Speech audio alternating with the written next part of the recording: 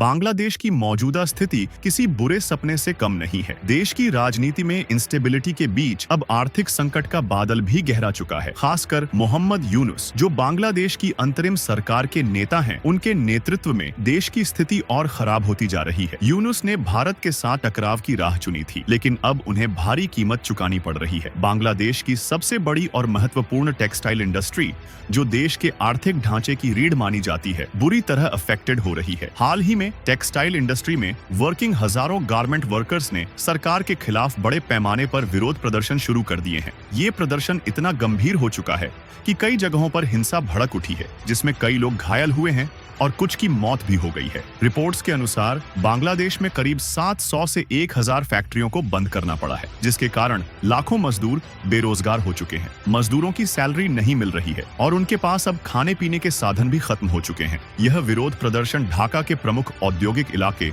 आशुलिया में शुरू हुआ, जहां अधिकांश गारमेंट फैक्ट्रियां स्थित हैं। अब यह आंदोलन राजधानी के अन्य हिस्सों में भी फैलता जा रहा है, जिससे यातायात और रोजमर्रा की जिंदगी बुरी तरह प्रभावित हो रही है। भारत और बांग्लादेश के बीच का तनाव कोई नई बात नहीं है, लेकिन हाल के घटनाक्रमों ने इस रिश्ते को और ज्यादा जटिल बना दिया है। मोहम्मद यूनुस ने भारत के साथ आर्थिक और राजनीतिक टकराव की राह चुनी, जिससे बांग्लादेश की पहले से ही कमजोर हो रही अर्थव्यवस्था पर और अधिक दबाव बढ़ गया। विशेष रूप से बांग्लादेश की बिजली आपूर्ति भारत के झारखंड स्थित अडानी ग्रुप के घोड्डा पावर प्लांट से होती है। बांग्लादेश पर अडानी पावर का लगभग $800 मिलियन का बकाया है, जिसे वह चुका नहीं पा रहा है। स्थिति इतनी गंभीर हो गई है कि अडानी पावर ने बिजली की सप्लाई रोकने की धमकी दी है, जिसके चलते बांग्लादेश की सरकार नेपाल से 40 मेगावाट बिजली आयात करने की कोशिश कर रही है। हालांकि यह योजना भी भारत की अनुमति पर निर्भर करती है, क्योंकि नेपाल से बिजली की सप्लाई भारत की ट्रांसमिशन लाइन के जरिए ही हो सकती है। अगर भारत मना कर देता है तो बांग्लादेश का यह प्लान भी ध्वस्त हो जाएगा। यह स्पष्ट है कि बांग्लादेश की सरकार ने जिस तरह से भारत के साथ अपने रिश्ते बिगाड़े हैं, उसका खामियाजा उसे अब भुगतना पड़ रहा है। बांग्लादेश के नेता मोहम्मद यूनुस ने उम्मीद की थी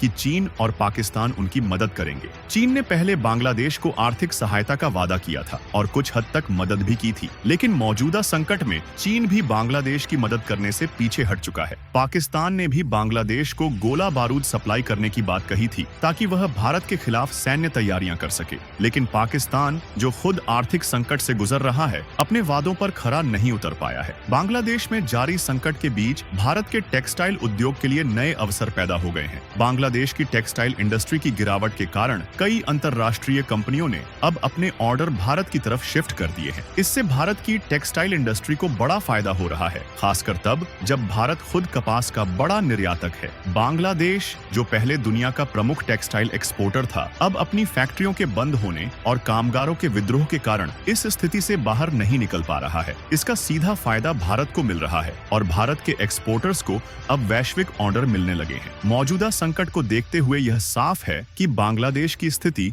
दिनों दिन खराब होती जा रही है। मोहम्मद यूनुस की अंतरिम सरकार इस संकट से निपटने में विफल साबित हो रही है। भारत, जो हमेशा अपने पड़ोसी देशों की मदद करने के लिए जाना जाता है, इस बार बांग्लादेश के लिए कोई बड़ी मदद करने की स्थिति में नहीं है, खासकर तब जब बांग्लादेश ने खुद ही भारत के साथ रिश्ते बिगाड़े हैं। नेपाल से बिजली आयात करने की योजना भी तभी सफल हो सकती है जब भारत इसे हरी झंडी दे। इस स्थिति में भारत की भूमिका निर्णायक हो सकती है। भारत का निर्णय बांग्लादेश की अर्थव्यवस्था को या तो स्थिर कर सकता है या फिर और अधिक डूबा सकता है। बांग्लादेश का मौजूदा राजनीतिक और आर्थिक संकट उसके अपने गलत फैसलों का परिणाम है। भारत से पंगा लेना और पाकिस्तान और चीन पर भरोसा करना बांग्लादेश के लिए घातक साबित हो रहा है। इस स्थिति में भारत का कूटनीतिक और आर्थिक दबदबा और मजबूत हो रहा है। यह समय भारत के लिए अवसरों से भरा हुआ है, खासकर तब जब वैश्विक स्तर पर टेक्सटाइल एक्सपोर्ट में उसकी स्थिति और मजबूत हो रही है। आपको क्या लगता है, बांग्लादेश के इस संकट से भारत को और क्या लाभ हो सकता है? अपनी राय कमेंट में बताएं।